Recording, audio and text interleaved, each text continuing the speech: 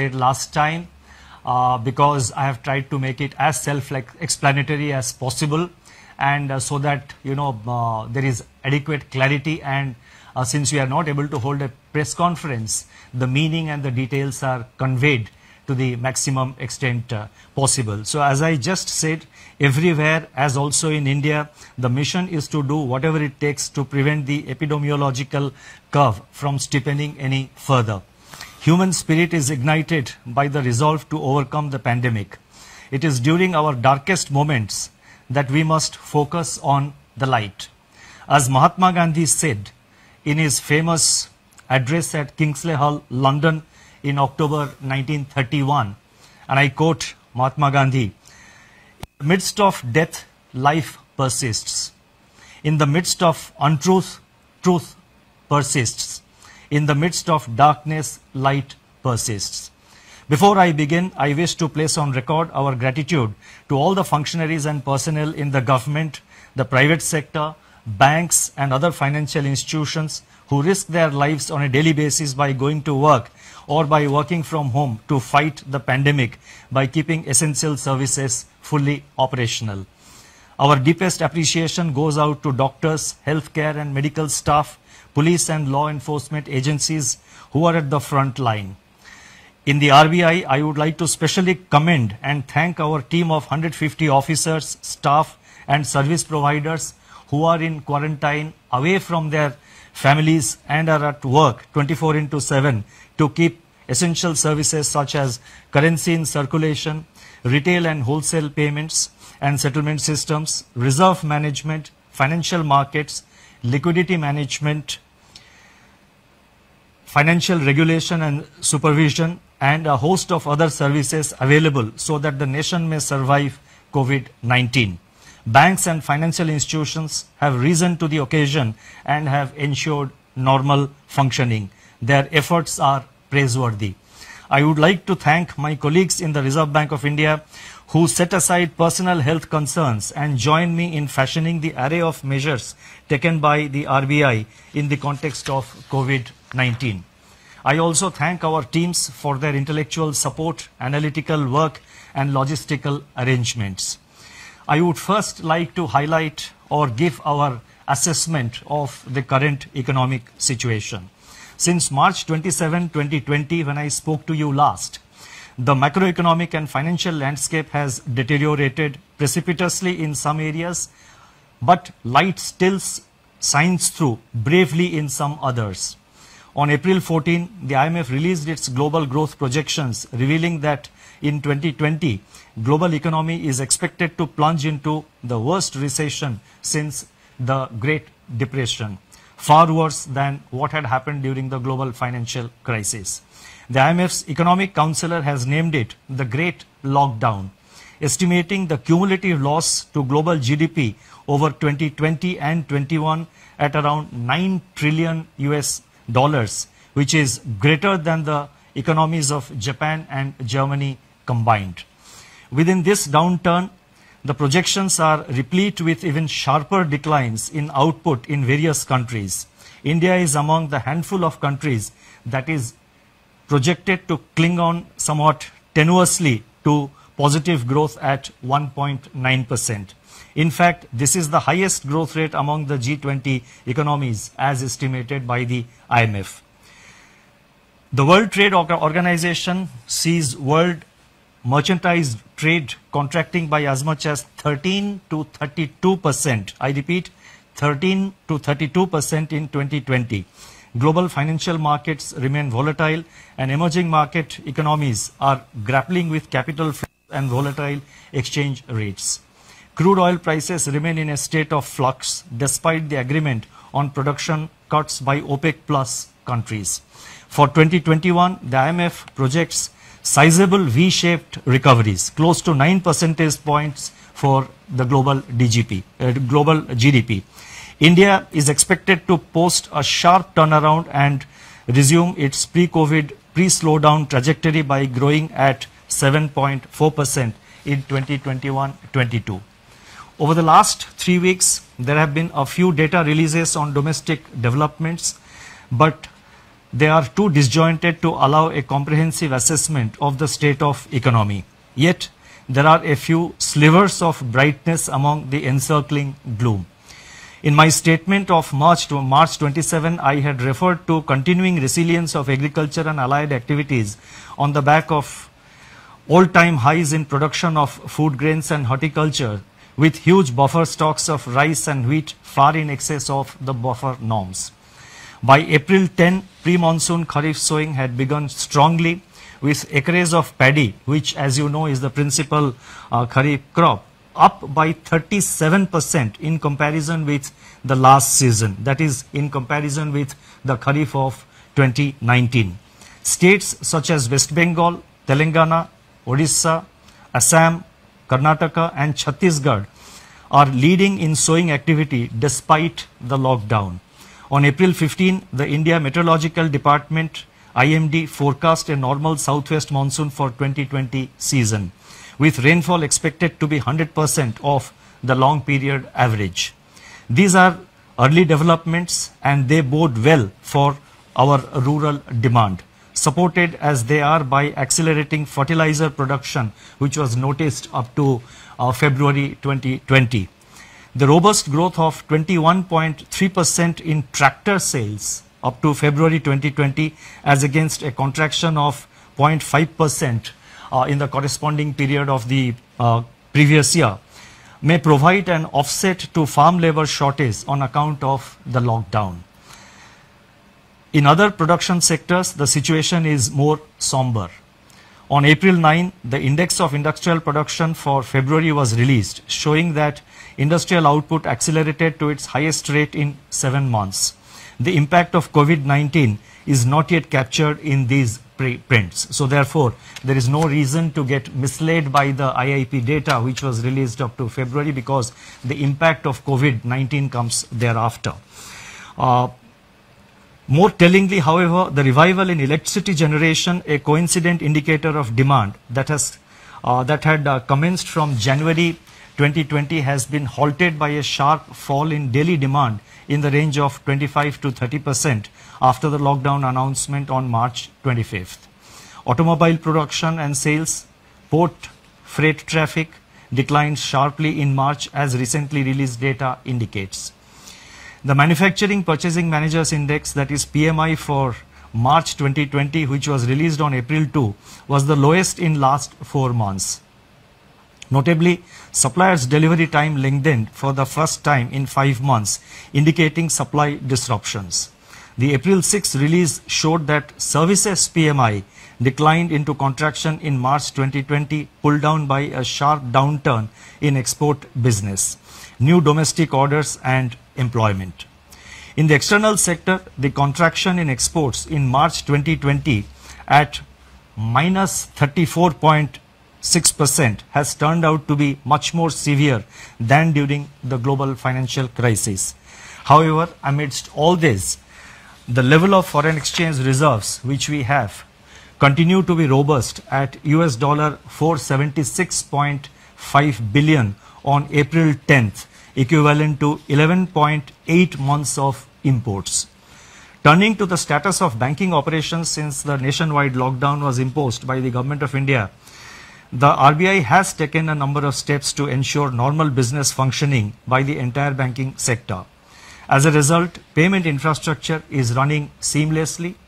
Banks have been required to put in place business continuity plans to operate from their disaster recovery sites and or to identify alternate locations for critical operations so that there is no disruption in customer services. Our data show that there was no downtime of internet or mobile banking. On an average, ATM operations stood at 91% of the full capacity. The average availability of business correspondents is over 80%. Regional offices of RBI have supplied fresh currency of rupees 1,20,000 crores from March 1 till April 14th to currency chests across the country to meet increased demand for currency in the wake of COVID-19 pandemic. Banks have indeed risen to the occasion by refilling the ATMs regularly despite several logistical challenges.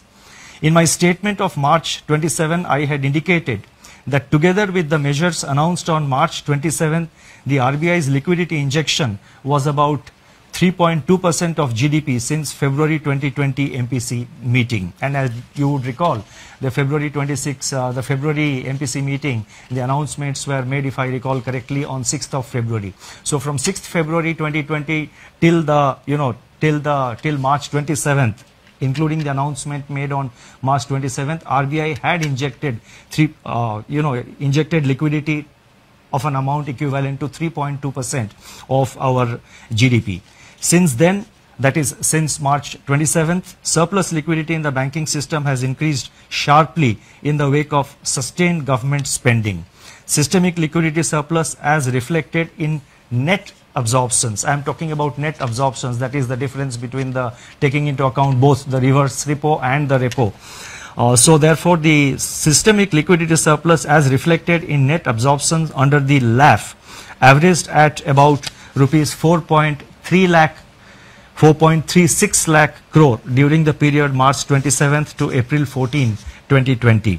As announced on March 27, the RBI undertook 3 auctions of targeted term repo operations, that is TLTRO, injecting cumulatively rupees 75,041 crore to ease liquidity constraints in the banking system and distress financial markets. Another TLTRO auction of rupees 25,000 crore is being conducted today. In response to these auctions, financial conditions, now this is very important, in response to these conditions, financial conditions have eased. I correct myself, in response to these auctions, financial conditions have eased considerably as reflected in the spreads on money and bond market instruments. Moreover, activity in the corporate bond market has picked up appreciably with several corporates making new issuances. There are also some indications that redemption pressures faced by the mutual funds have also somewhat moderated. Against this background, and as I mentioned that we have been constantly monitoring the situation after considerable internal deliberation and after monitoring the evolving situation, and in our effort to see that the financial system is fully functional, the markets are fully functional, we have in RBI decided to announce certain additional measures, and I would now like to elaborate upon them.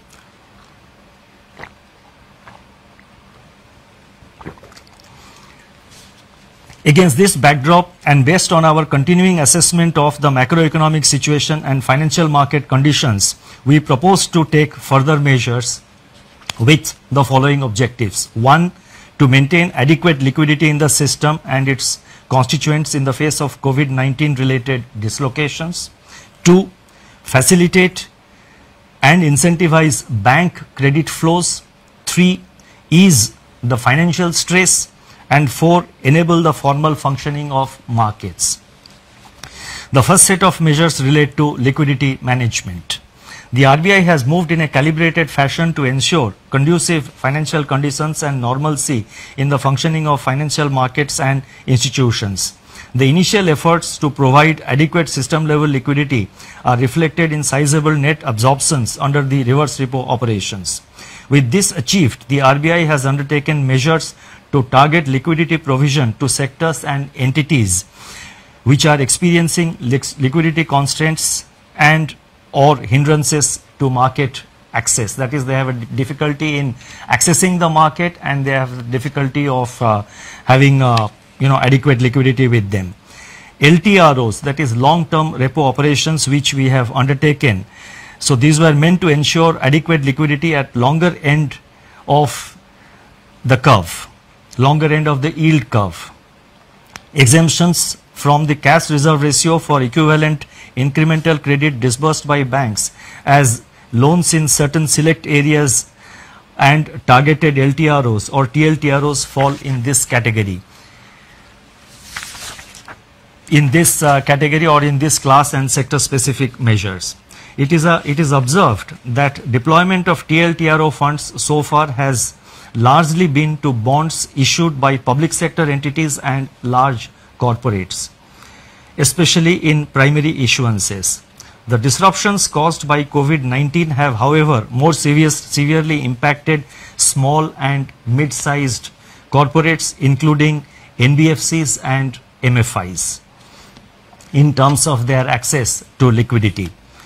So we have therefore decided to undertake what we call TLTRO operations 2, that is TLTRO 2.0. Accordingly, it has been decided to conduct targeted long-term repo operations TLTRO 2.0 for an aggregate amount of rupees 50,000 crore to begin with. Please mark my words, rupees 50,000 crore to begin with, in tranches of appropriate sizes.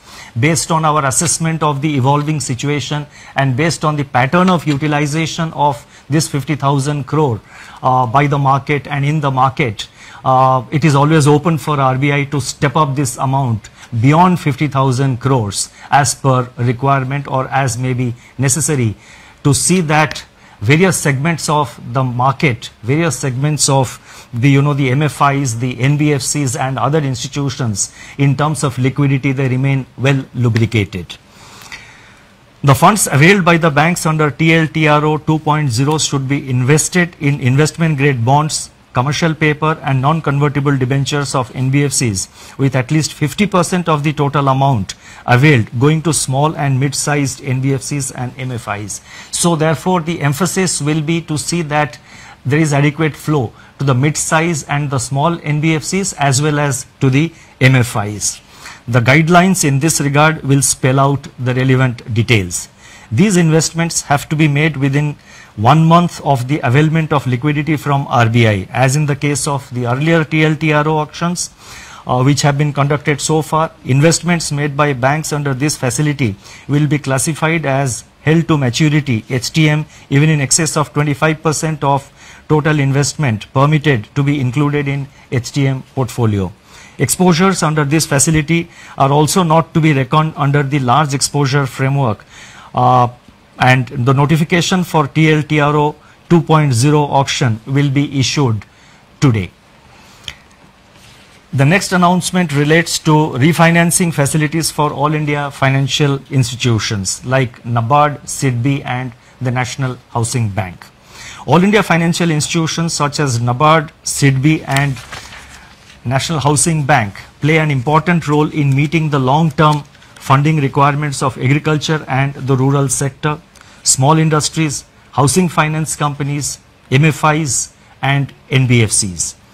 These All India financial institutions normally raise resources from the market through specified instruments which are allowed by the Reserve Bank of India, in addition to, of course, relying on their own resources. In view of the tightening of financial conditions in the wake of COVID-19 pandemic, these institutions are today facing difficulties in raising resources from the market. Accordingly, it has been decided to provide special refinance facilities for a total amount of rupees 50,000 crores to NABARD, SIDBI and NHB to enable them to meet sectoral credit needs.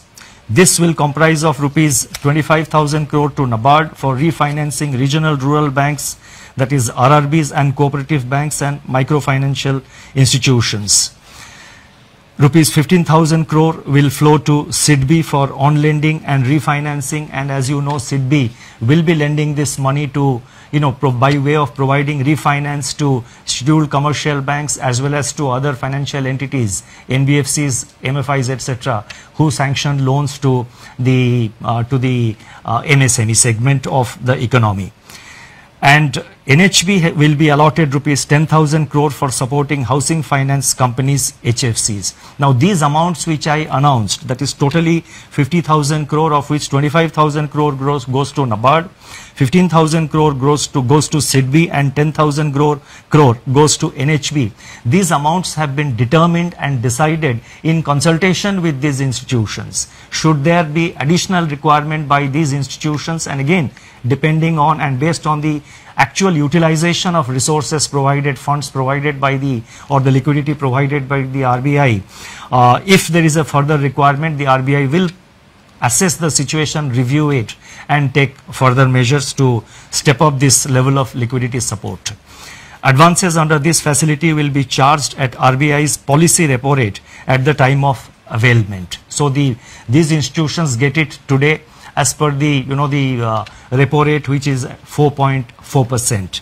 So therefore this will enable these institutions to provide the refinance at an affordable rate, at a reasonable rate, when they extend this money to various lending institutions.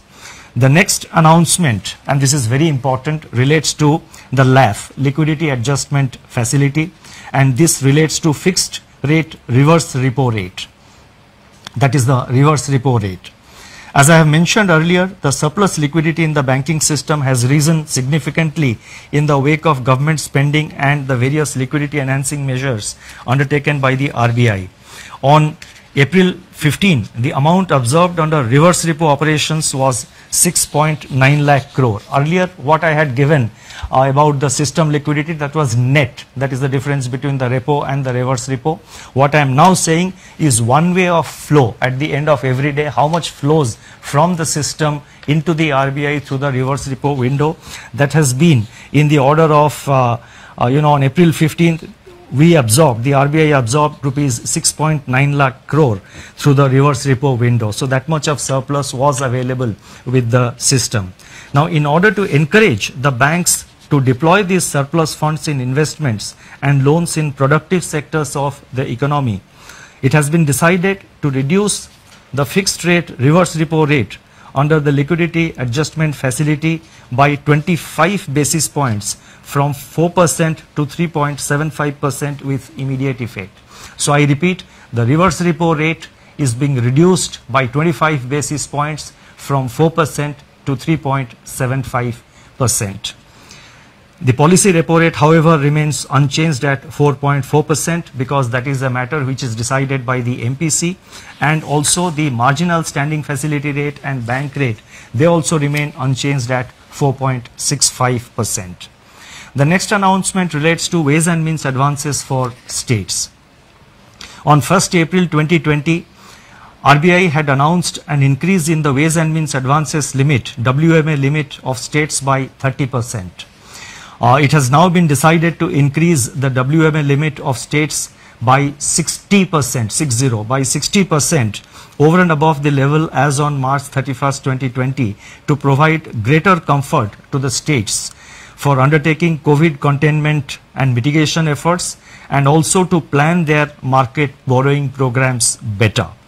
This we expect will help the states not to bunch up their borrowing program in the early part of the year, but to space it appropriately as per their requirement. The increased limit will be available, that is this increased limit of WMA up to by 60%. This facility will be available till September 30th, 2020. The next set of measures are related to regulatory measures.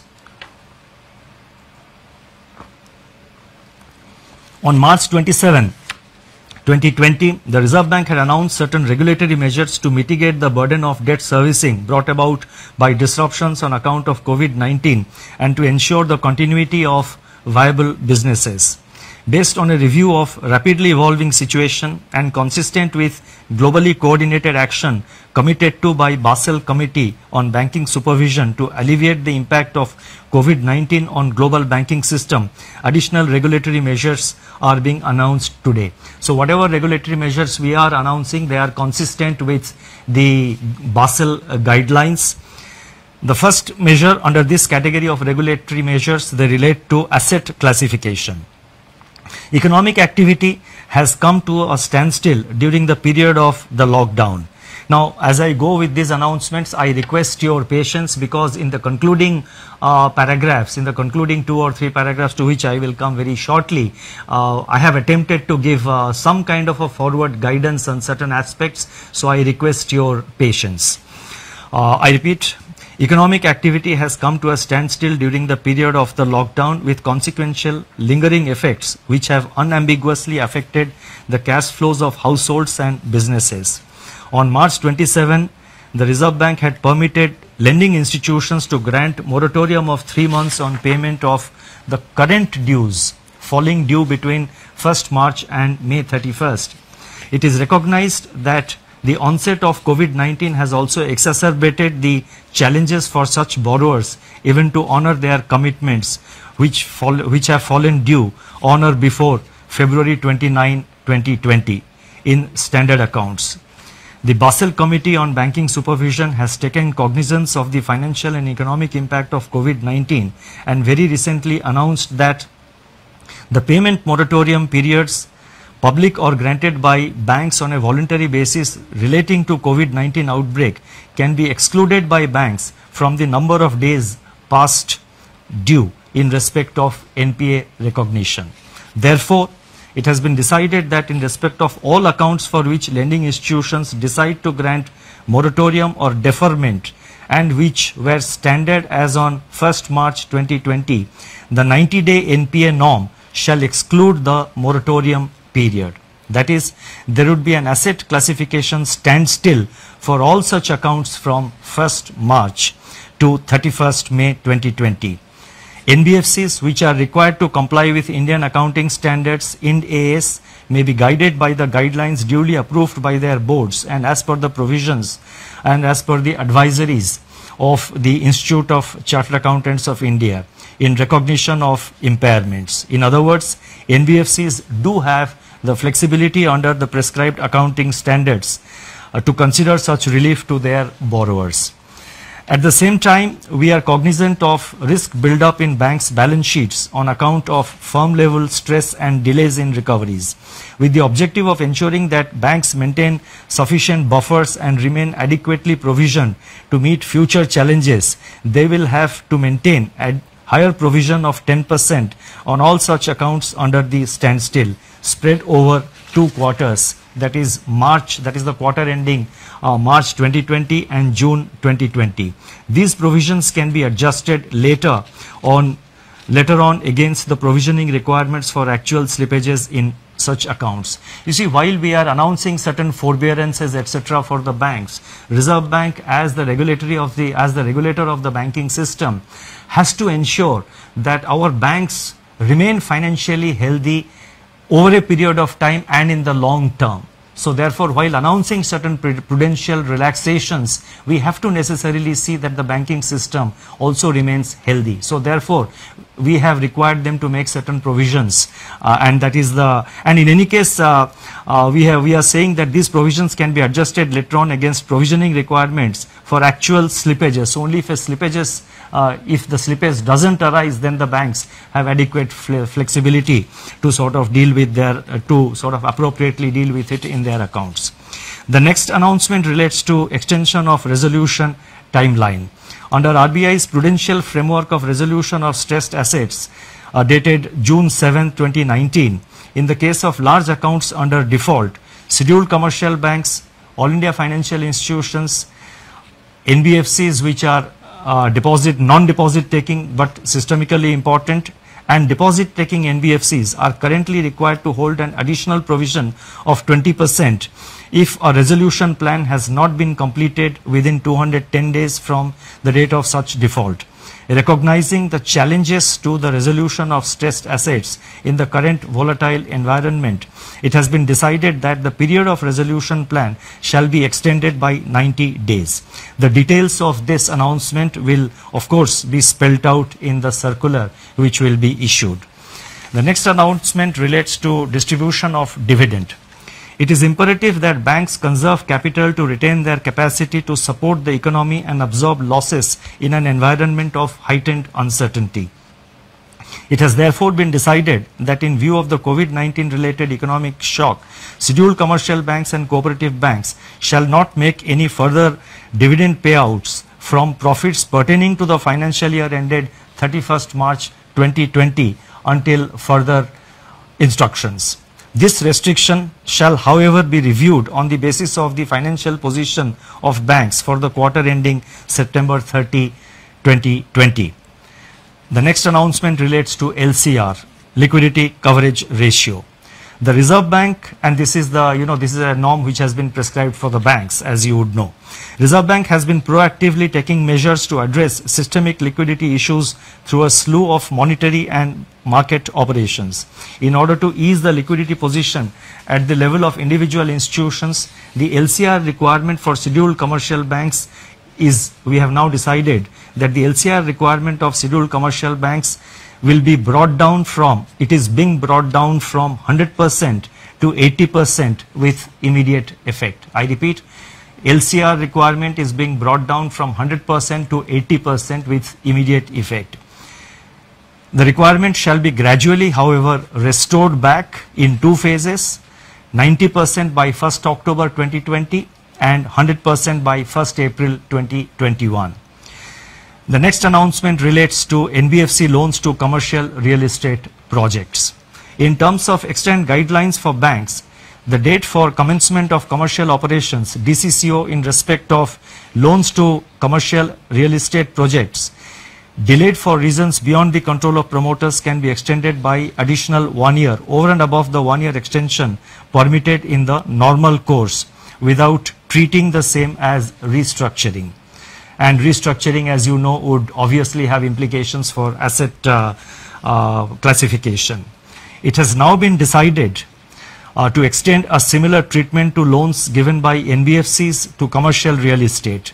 This will provide relief to NBFCs as well as to the real estate sector. Now, before I go to the concluding remarks, let me mention that the RBI, as I mentioned earlier, is monitoring the situation very closely. We are very vigilant about the developments, and whenever required, we will make necessary announcements. And so therefore, this is not the last of the announcements that we are announcing today to deal with the situation. As the situation warrants, we will be announcing new measures to deal with the challenges. Our effort is always to remain proactive and also to respond to the emerging challenges. Now, let me now move to the concluding portion of my remarks. In conclusion, I would like to review recent developments relating to inflation and the outlook without infringing in any way the mandate of the Monetary Policy Committee. The press release of National Statistics Office NSO on April 13, 2020 showed that CPI inflation for March 2020 declined by 70 basis points to 5.9%. This is, however, based on data gathered up to 19th March. The data showed a softening of food inflation by around 160 basis points on account of the easing of prices of vegetables, eggs, meat, fish, pulses, etc. In other categories of CPI inflation, pressures remained firm. Daily data on 22 essential food items covered by the Department of Consumer Affairs of Government of India suggest that food prices have increased by 2.3% in April so far, that is up to April 13th, in a broad-based manner, though onion prices have continued to decline, and at the same time, the PDS kerosene prices have slumped by 24% in the first fortnight of April. Domestic LPG prices also declined by 8%. These early developments suggest that inflation is on a declining trajectory, having fallen by 170 basis points from its January 2020 peak. In the period ahead, inflation could recede even further, barring of course any supply side disruption shocks, and may even settle well below the target of 4% by the second half of 2021. Such an outlook would make policy space available to address the intensification of risks to growth and financial stability brought about by COVID-19. This space needs to be used effectively and in time. The RBI, as I said earlier, will monitor the evolving situation continuously and use all its instruments to address the daunting challenges posed by the pandemic. The overarching objective is to keep the financial system and financial markets sound, liquid, and smoothly functioning so that finance keeps flowing to all stakeholders, especially the vulnerable and the disadvantaged. Regulatory measures that have been announced so far, including those which are announced today, are dovetailed into the objective of preserving financial stability. Although social distancing separates us, we stand united and resolute. Eventually, we are confident that we shall cure and we shall endure. Thank you very much.